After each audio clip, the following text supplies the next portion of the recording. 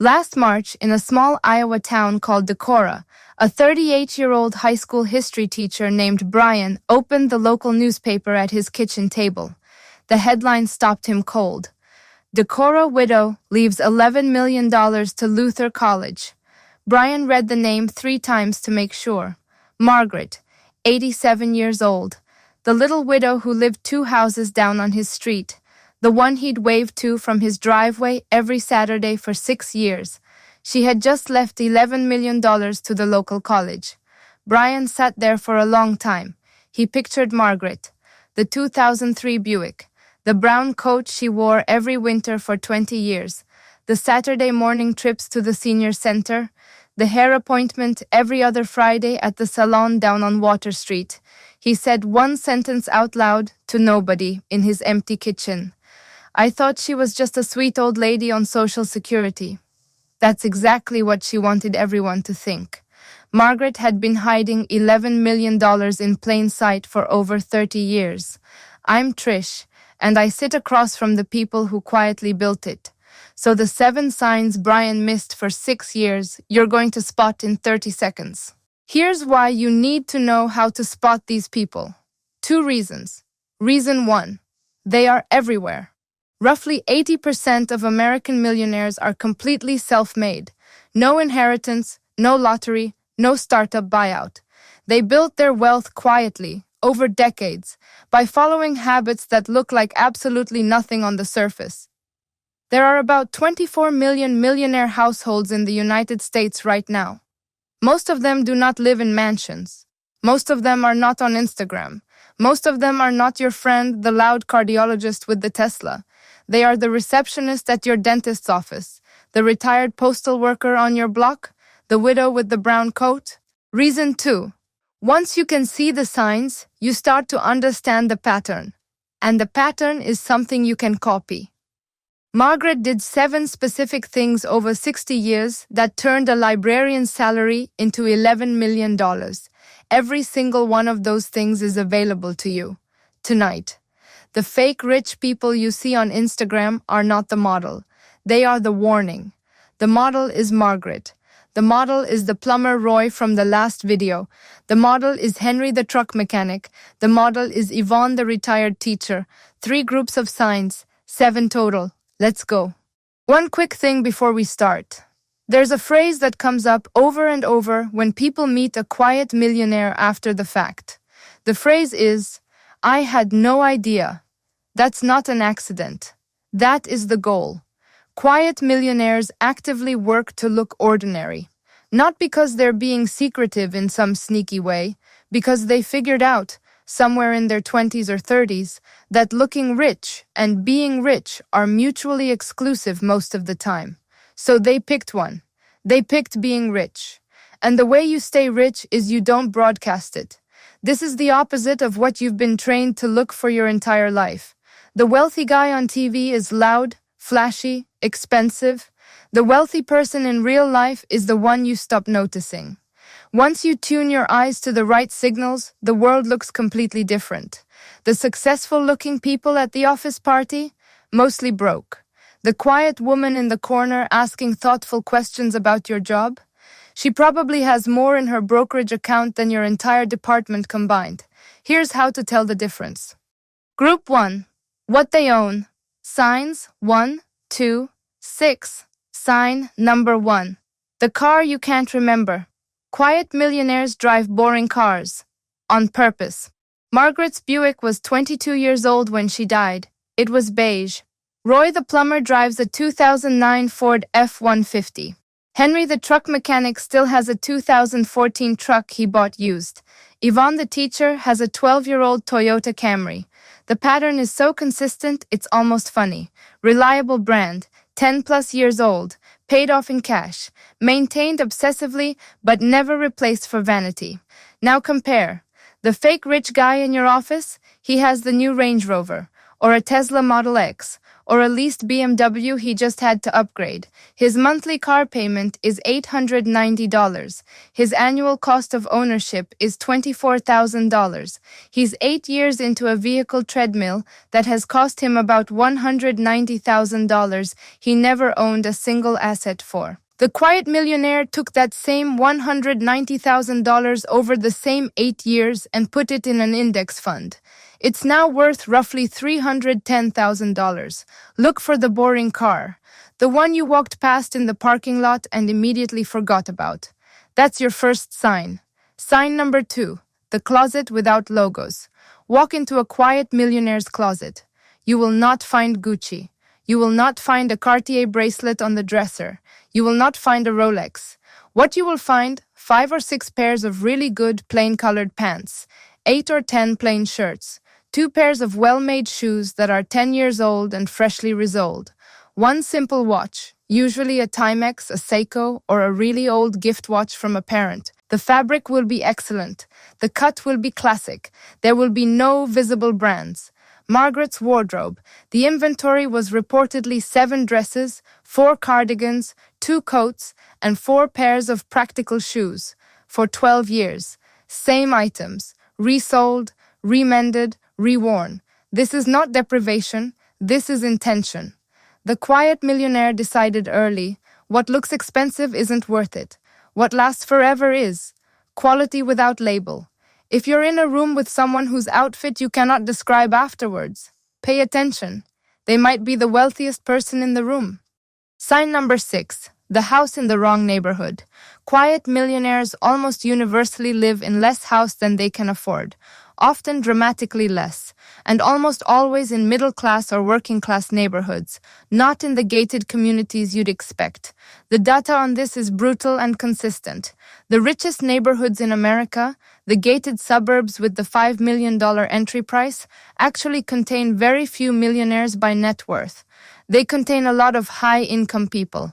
Big difference. The people in those houses are usually leveraged to the max. Big mortgage, big property tax, big lifestyle to match. The actual millionaires? They live 3 towns over.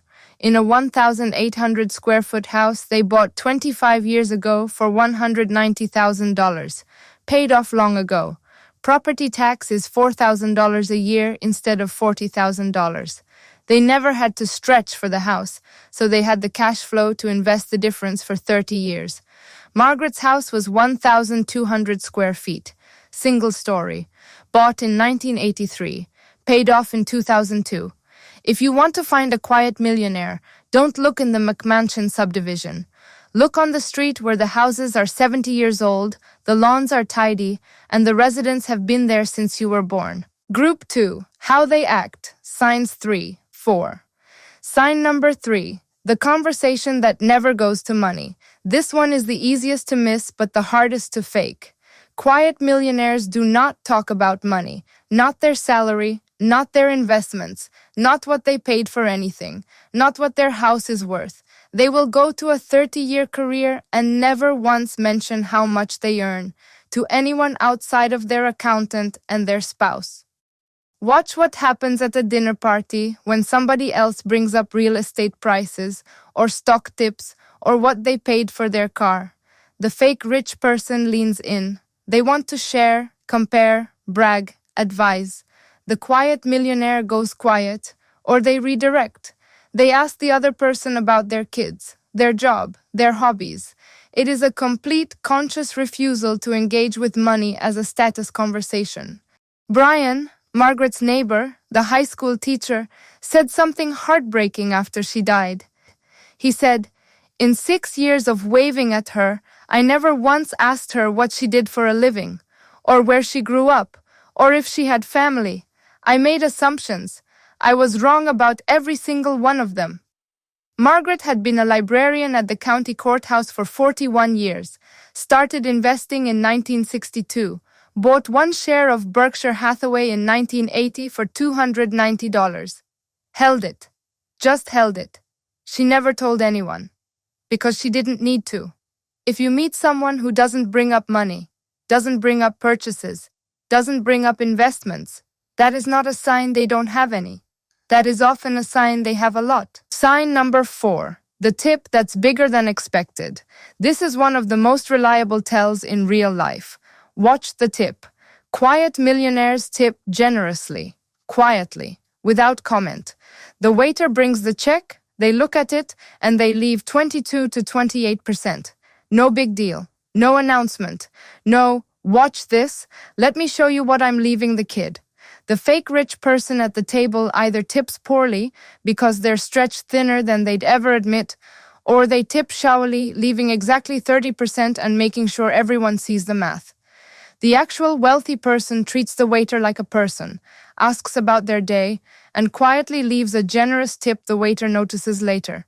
No theater, just generosity. Same pattern at the hotel. They tip the housekeeping staff, the doorman, the bellhop, always cash, always quiet. You can spot a quiet millionaire faster at a restaurant than almost anywhere else. Watch the tip. Watch the way they speak to the staff. The information is right there. Group 3. Who they are. Signs 5, 7. Sign number 5. The deep, weirdly specific knowledge.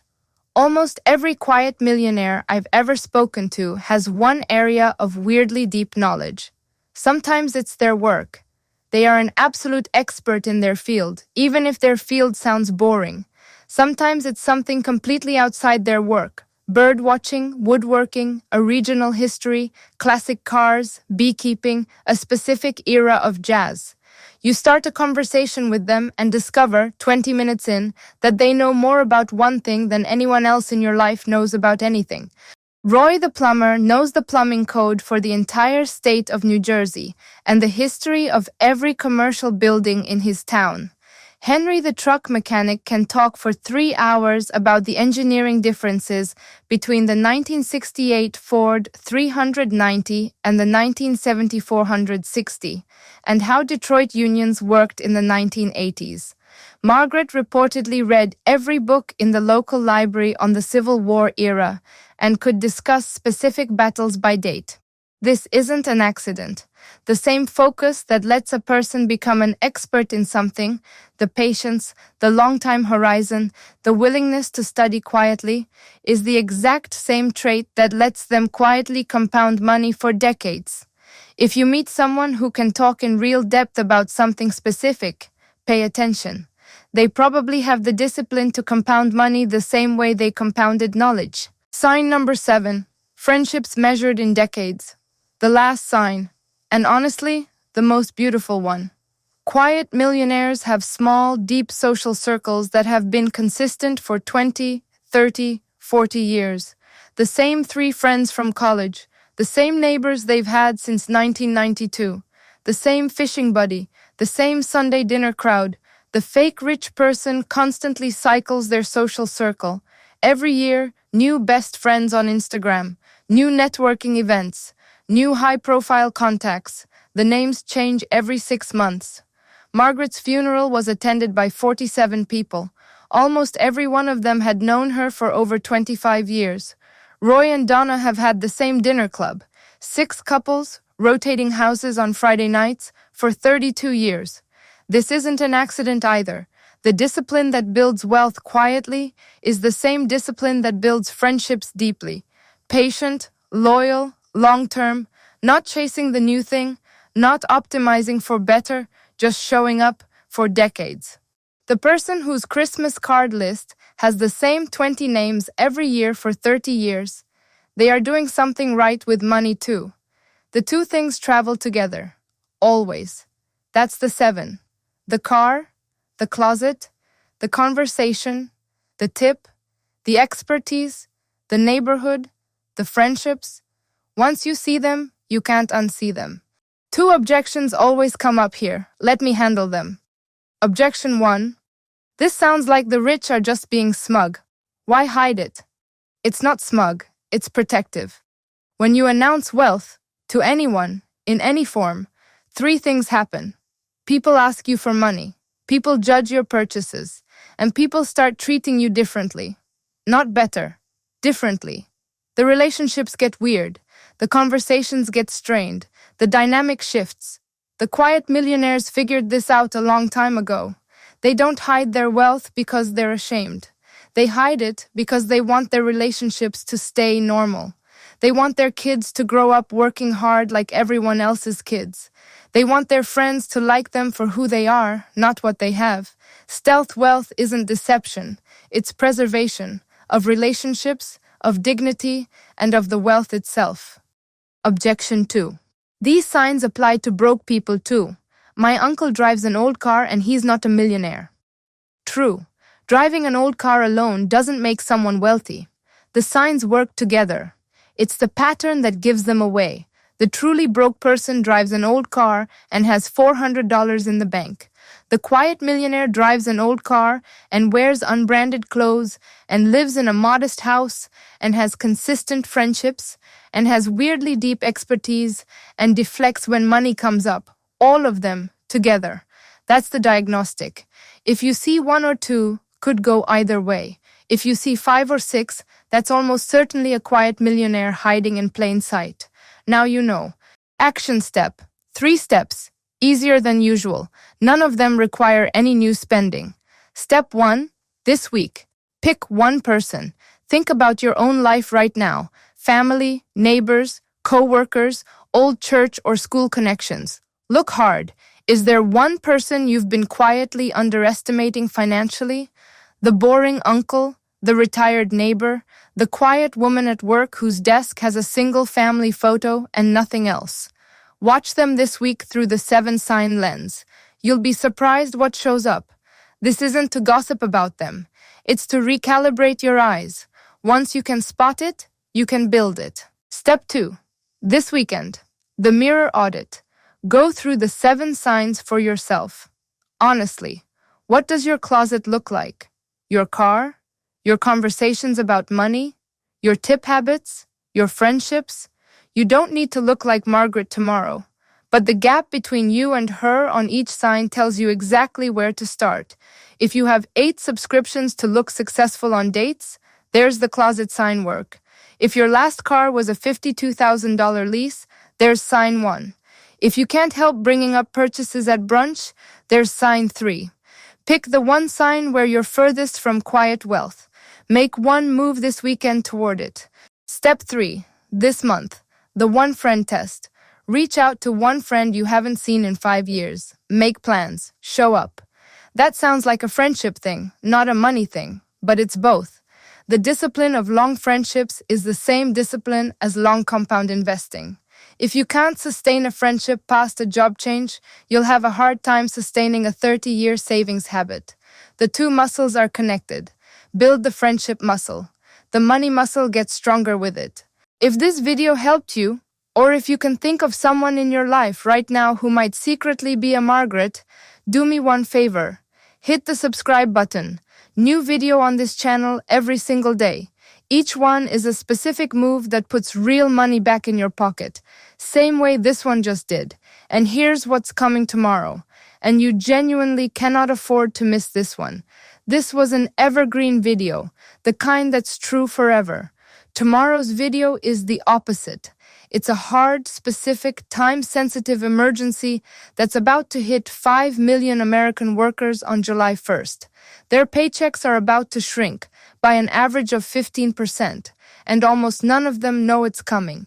If you have a federal student loan, or you know somebody who does, tomorrow's video is the one that protects them. There is a specific window to act, there is a specific form, and after a specific date, the option closes. I'll walk you through every step. Tomorrow. I'm Trish. Talk to you then.